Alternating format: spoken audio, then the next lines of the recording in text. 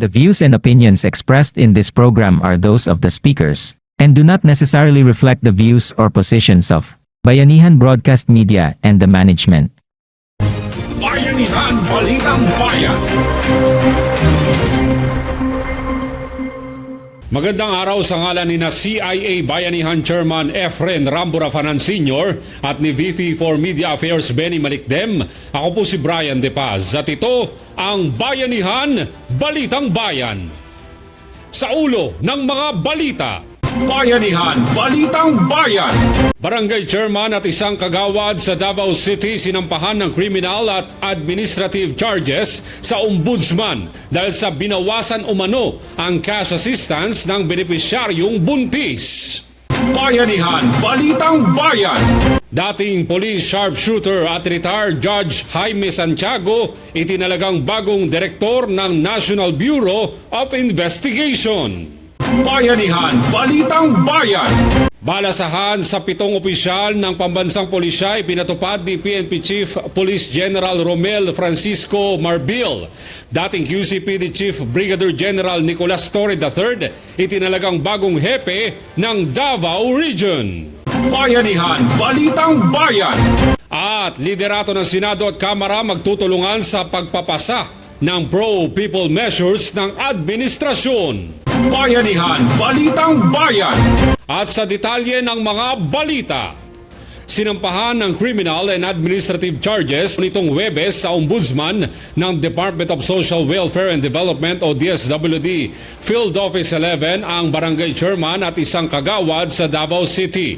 Makaraang bawasan umano ang financial assistance ng isang buntis na benepisyaryo ng Presidential Assistance to Farmers, Fishermen and their families payout noong June 6. Ayon sa viral video, ang 10,000 piso ay binawasan ng 1,500 na mandatory umanong ibibigay sa barangay hall ng Sinawilan. Nangako naman ang DSWD na tutulungan ang benepisyaryo na si Ann Villarin. Bayanihan Balitang Bayan. Itinalaga naman ni Pangulong Ferdinand R. Marcos Jr. ang dating police sharpshooter at retired judge na si Jaime Santiago bilang bagong direktor ng National Bureau of Investigation o NBI.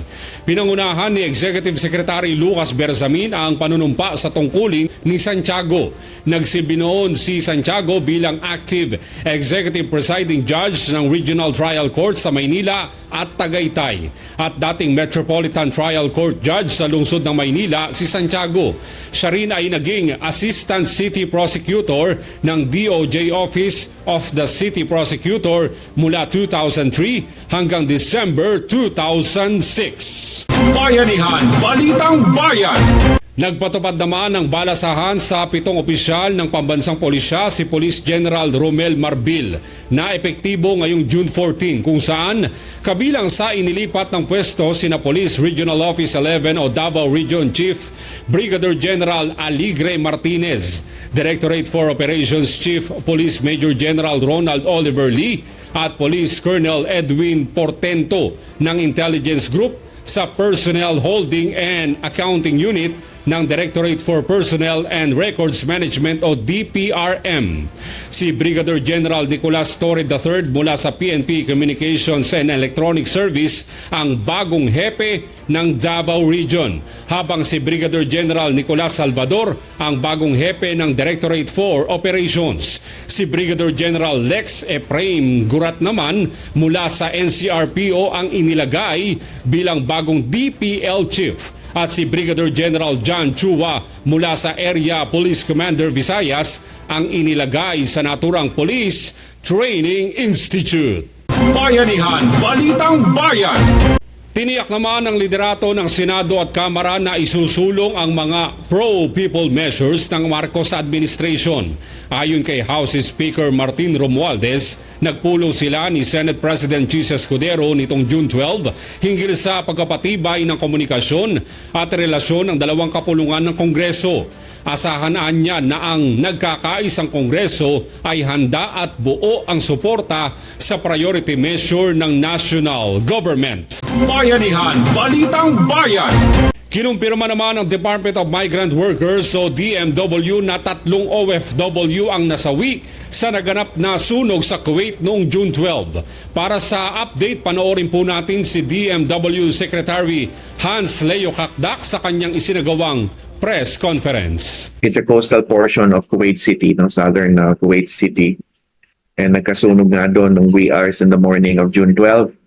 We know that there are 11 OFWs in that building affected.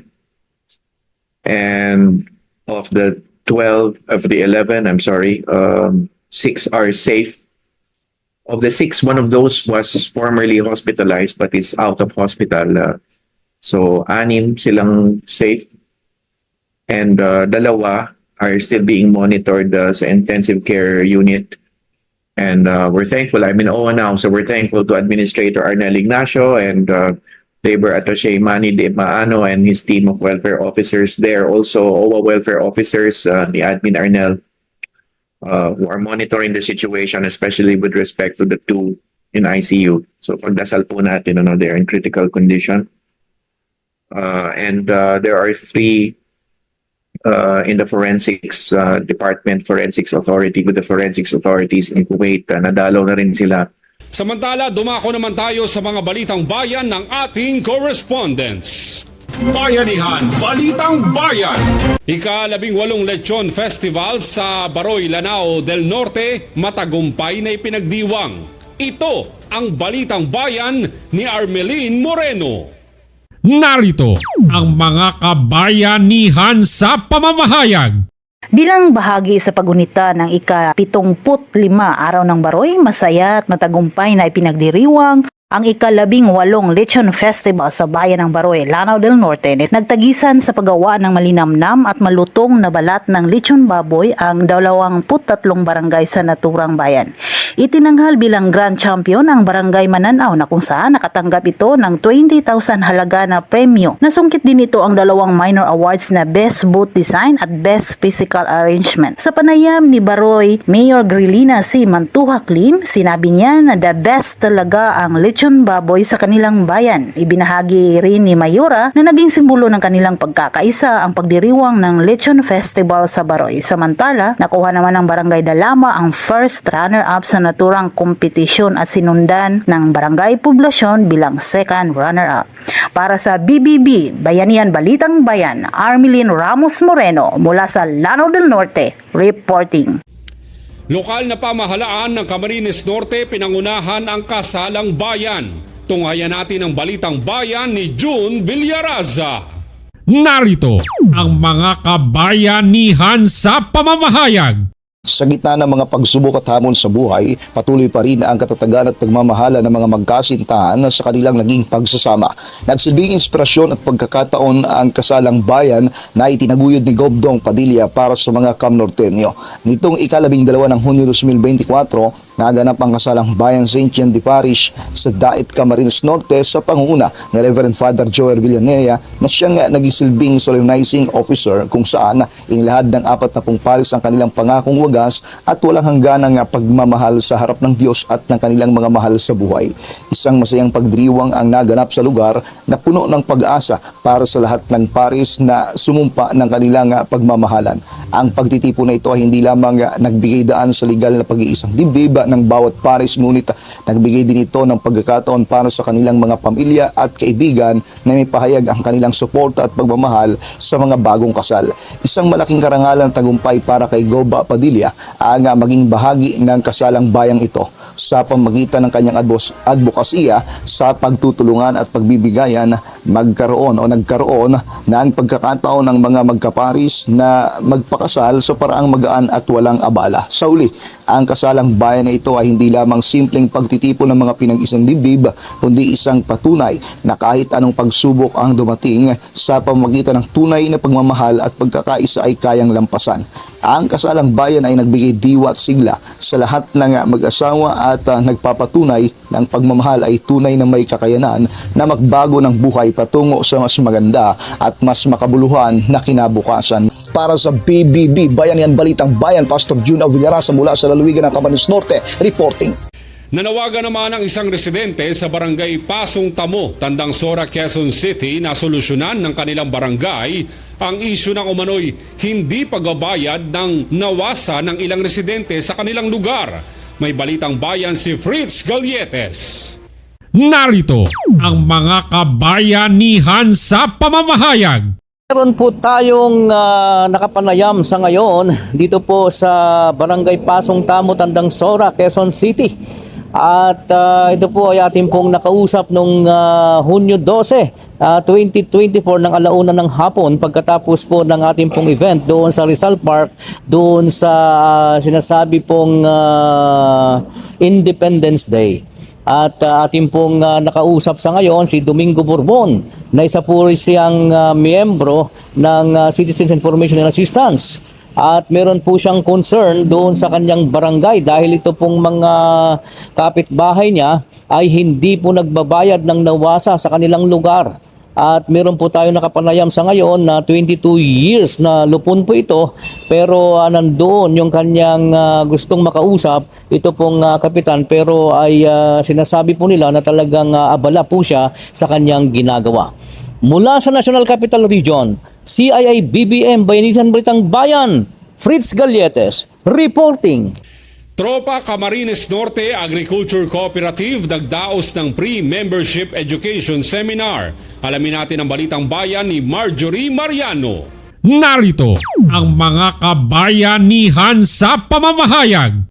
Tropa Camarines Norte Agriculture Cooperative o TCNA nagdaos ng pre-membership education seminar dito sa Heritage Building, Daet, Camarines Norte. Pinangunahan ni Ginoong Romelio, ang Municipal Cooperative Development Officer, at Sir Tony Galpan, isang Cooperative Development Specialist 2. Layunin ng seminar na ihanda ang mga kasapi ng asosasyon upang maging isang rehistradong kooperatiba, grupo sa bayan ng Daet. Ito ay bunga na ng pagsasaad ng RA 9520 na ang sinumang grupo na nagnanais maging kooperatiba ay kailangan dumaan sa isang seminar na isinasagawa sa kasulukuyan. Ang pre-membership education seminar ay matagumpay na naganap ng maayos at payapa kung saan na ipahayag ng epektibo ang lahat ng kinakailangang impormasyon para sa bawat member. Para sa BBB, Bayanihan Balitang Bayan, Marjorie Mariano mula sa Camarines Norte, reporting. Dalawang motorsiklo nagbanggaan sa West Triangle, Quezon City. Ito ang balitang bayan ni Evelyn Santiago.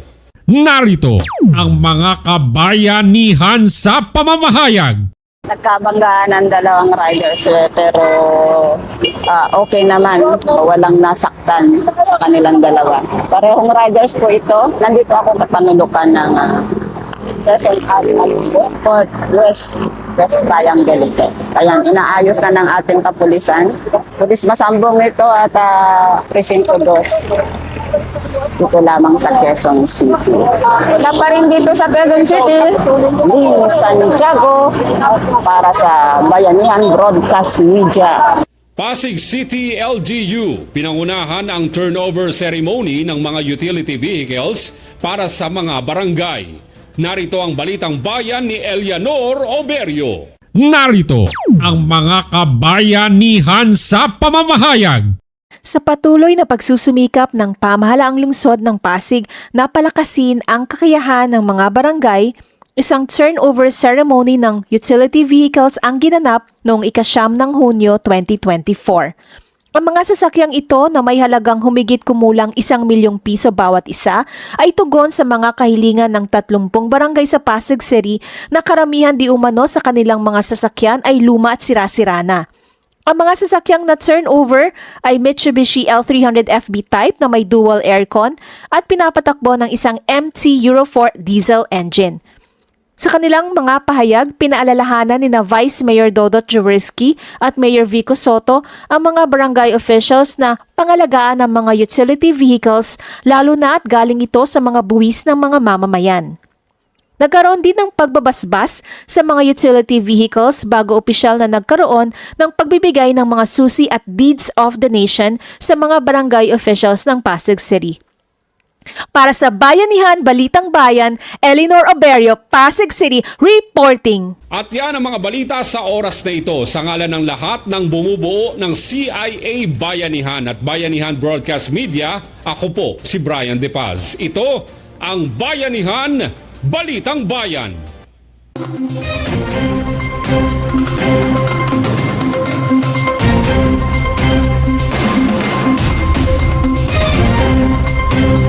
Bayanihan Balitang Bayan. Mula sa ating mga mamamahayan sa iba't ibang panig ng bansa, ihahatid ng ating kabayanihan. Ako po ang inyong kabayanihan, Brian De Paz. Makabuluhang talakayan at impormasyong kapag-ipakinabang.